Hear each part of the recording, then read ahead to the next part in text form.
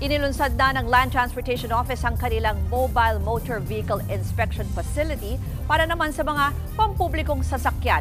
Alamin natin ang detalye. Nasa linya si Laila Pangilinan. Laila, para saan ba yung tinatawag ng mobile facility na yan ng LTO? Ruth, mas efficient at mas mabilis na ang pag-iinspeksyon ng mga pampublikong sasakyan. Ito yung inaasahan ng Land Transportation Office o ng LTO sa kanilang paglulunsad ng kauna-unahang Mobile Motor Vehicle Inspection Facility sa bansa. Pinasinayaan ito sa kanilang central office sa Quezon City. Gamit ang mga modernong equipment, sinisiguro nito ang roadworthiness ng bawat sasakyang bumabiyahe. Pangunahing target ng mobile facility ang fleet operators ng bus at truck.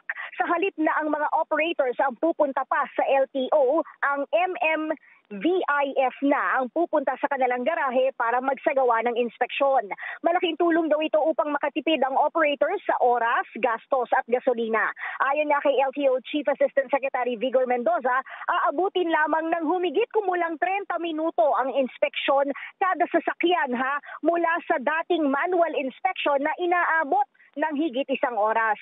Kasama na dyan yung visual at automated checking.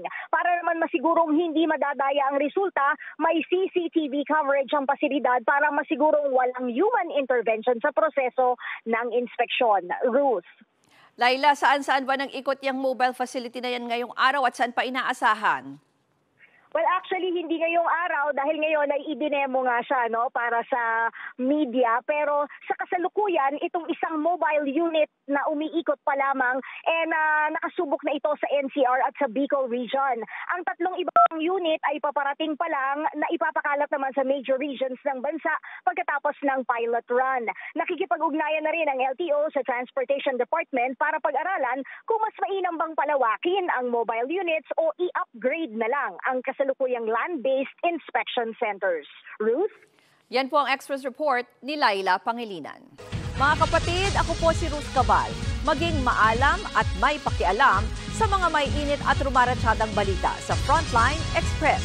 Para maging updated sa balitaan, mag-subscribe lang sa social media pages ng News 5.